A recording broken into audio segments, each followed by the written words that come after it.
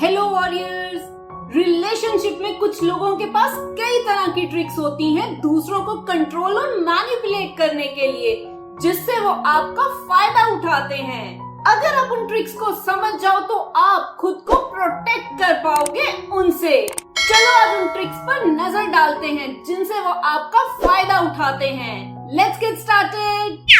Insecure. Relationship में कुछ लोग आपको छोटा दिखाने की कोशिश करते हैं और तो आपकी इनसिक्योरिटी से आपकी सेल्फ स्टीम को वीक भी करते हैं। चाहे वो आपको टॉन्ट मारकर चले जाएं या कुछ ना कुछ बुरा कमेंट करते हैं आपकी अपीयरेंस के बारे में, साथ में वो आपकी अचीवमेंट्स को भी क्रिटिसाइज करते हैं। कभी ना कभी आपको शो करते हैं कि इसकी तो कोई वैल्यू ही नहीं है। ऐसी हर टाइम की नेगेटिविटी आपको डाउन फील कराती है, साथ में आप खुद पर डाउट करने लगते हो, आपका कॉन्फिडेंस खत्म होने लगता है। ऐसे लोग आपका दूसरे के साथ कंपैरिजन भी करते हैं और उनके सक्सेस को हाईलाइट करते हैं और आपको फेलियर शो कराते हैं। और ऐसी टेक्निक आपको हर वक्त उसका अप्रूवल लेने पर मजबूर कर देगी और आप उस पर निर्भर हो जाओगे।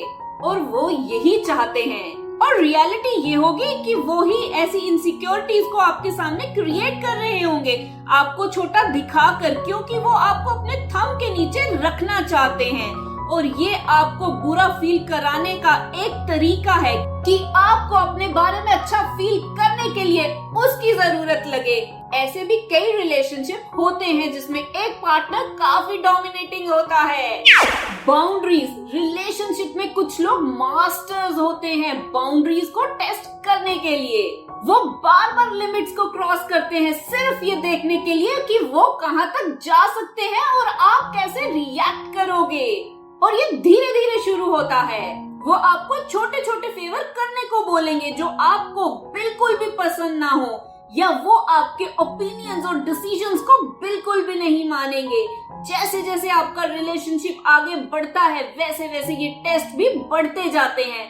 वो आपके पर्सनल स्पेस में पूरी तरह से एंटर हो जाते हैं और तो और ज्यादा से ज्यादा आपकी अटेंशन की डिमांड करने लगते हैं। और जब आप कुछ नहीं बोलते तब उन्हें लगता है कि आपकी बाउंड्रीज फ्लेक्सिबल हैं और वो कुछ भी कर सकते हैं। ये चीज उन्हें इनकरेज करती है आपकी बाउंड्रीज को टेस्ट करते रहने के लिए और तो और उन्हें तोड़ने के लिए। इससे उसे और ज्यादा कंट्रोल मिल जाता है आपकी लाइफ में और आप भी वो सब करने लगते हो जो आपको बिल्कुल भी ठीक नहीं लगता, सिर्फ और सिर्फ उसे खुश करने के लिए।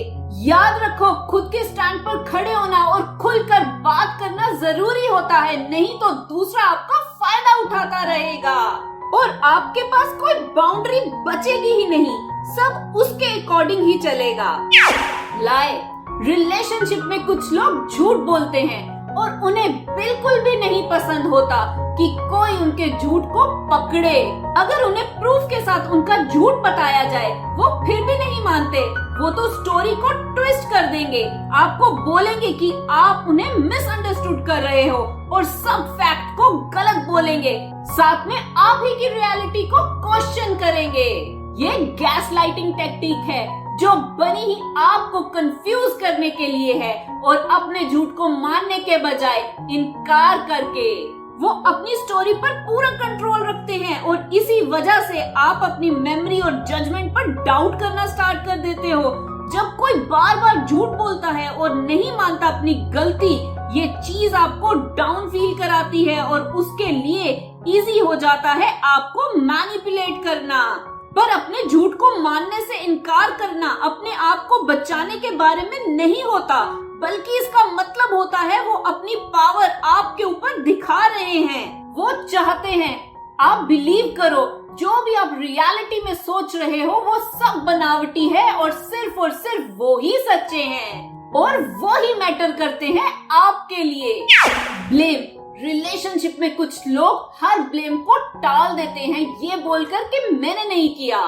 जब वो कुछ करते पकड़े जाते हैं वो सारा ब्लेम आप पर डाल देते हैं। साथ में वो ये भी बोलेंगे कि तुम तो ओवर रिएक्ट कर रहे हो, ज्यादा सेंसिटिव बन रहे हो और तो और वो साथ में आपकी पास्ट मिस्टेक को सामने ले आएंगे आपकी अटेंशन डाइवर्ट करने के लिए। फिर ये टेक्निक आपको गुस्सा दिलाएगी और आप उसके बिहेवियर को ठीक करने के बजाय खुद को डिफेंड ही करते रह जाओगे। ये एक तरीका है आपकी अटेंशन को डाइवर्ट करने का और आपको फील कराने का कि आप ही प्रॉब्लम हो, बार बार ब्लेम्स को टालकर। वो ऐसा एनवायरनमेंट आपके सामने क्रिएट कर देंगे जहां आप खुद को हर वक्त क्वेश्चन ही करते रहोगे। आपको लगेगा कि आपका ही फॉल्ट है। ऐसा सेल्फ डाउट दूसरे के लिए हेल्पफुल होता है आपको कंट्रोल और मैनिपुलेट करने के लिए। याद रखो, एक हेल्दी रिलेशनशिप तब बनता है जब हम रिस्पॉन्सिबिलिटी लेते हैं हर चीज की, ना कि दूसरे पर ब्लेम डालते हैं। इंटीमेसी, रिलेशनशिप में इंटीमेसी को रोकना एक कॉमन मैनिपुलेशन टेक्निक है। कुछ लोग रिलेशनशिप में आपको कंट्रोल या पनिश करने के लिए ये सब करते हैं जब चीजें सही चल रही होती हैं। वो प्यार भी दिखाएंगे, करेंगे भी, पर जैसे ही आप उनके अकॉर्डिंग नहीं चलोगे वो एकदम से पीछे हट जाएंगे। एकदम से ऐसा चेंज आपको कंफ्यूज कर देगा और आप डेस्परेट रहोगे चीजों को ठीक करने के लिए। वो अपनी इंटीमेसी को एक रिवार्ड या पनिशमेंट की तरह यूज करते हैं कि कब और कैसे अपनी अफेक्शन शो करनी है। वो आपको हमेशा कंट्रोल करने में रहते हैं। वो आपको हमेशा प्यार करने में लगे रहते हैं। आप उनके बिहेवियर से प्यार करने लगोगे।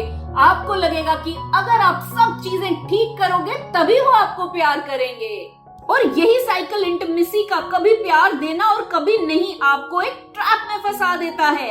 इसलिए ये इम्पोर्टेंट हो जाता है ऐसे मैनिपुलेशन टेक्निक को जानना, ना कि हर बात में उसके अप्रूवल का वेट करना।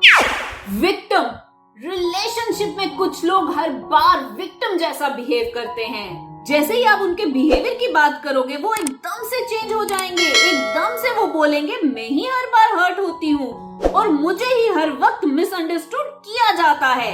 वो आप ही के वर्ड्स को आप ही के अगेंस्ट यूज करते हैं आपको गिल्टी फील कराने के लिए, जिससे वो बच जाएं। ये ट्रिक है दूसरे का फोकस शिफ्ट करने का, खुद को विक्टिम दिखा के। वो आपके इमोशंस को मैनिपुलेट करते हैं। फिर आपको लगता है कि आपने कहीं कुछ ज्यादा हार्श या अनफेयर तो नहीं बोल दिया।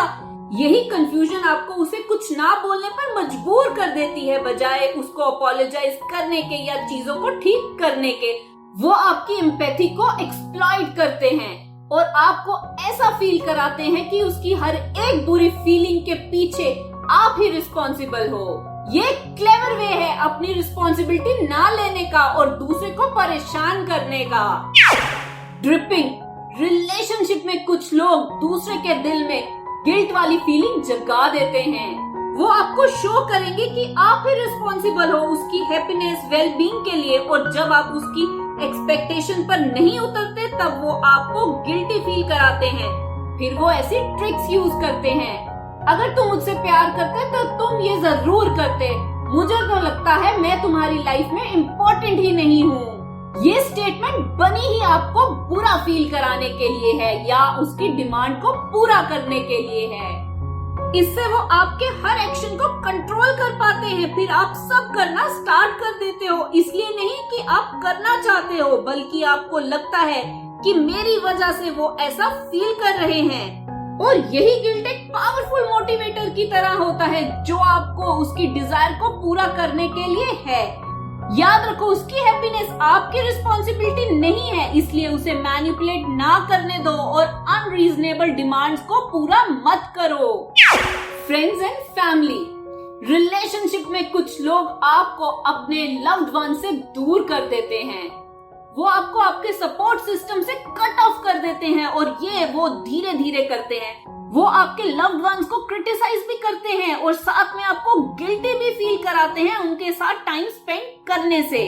टाइम के साथ वो आपको आपकी फैमिली से दूर कर देते हैं। फिर आप खुद भी उनसे दूर होना स्टार्ट हो जाते हो, उनसे जो आपकी केयर करते हैं। और ऐसी आइसोलेशन आपको और भी डिपेंडेंट कर देती है उस पर और आप किसी और के बारे में सोच भी नहीं पाते। आप उसकी इमोशनल सपोर्ट पर रिलायंट हो जाते हो और फिर ये और भी इजी हो जाता है उसके लिए आपको कंट्रोल करना। बिना आप लव्ड वंस के आप उसके वर्जन ऑफ रियलिटी पर बिलीव करने लगते हो और दोबारा अपने लव्ड वन से रिकनेक्ट होना मुश्किल हो जाता है। जो लोग आपकी जेन्युइन केयर करते हैं उनसे आपको दूर नहीं होना चाहिए किसी भी कीमत पर। इन टेक्टिक्स को समझने से आप किसी भी बुरे रिलेशनशिप में नहीं फंस सकते। थोड़ा मुश्किल होता है अपनी बाउंड्रीज को सेट करना, अपने सपोर्ट सिस्टम को मेंटेन करना और तो और मैनिपुलेशन को रिकॉग्नाइज करना कि वो क्यों हो रहा है। पर कभी भी खुद को ऐसे साइकिल में ना फंसने दे जहां दूसरा पर्सन आपको कंट्रोल और अब्यूज कर सके।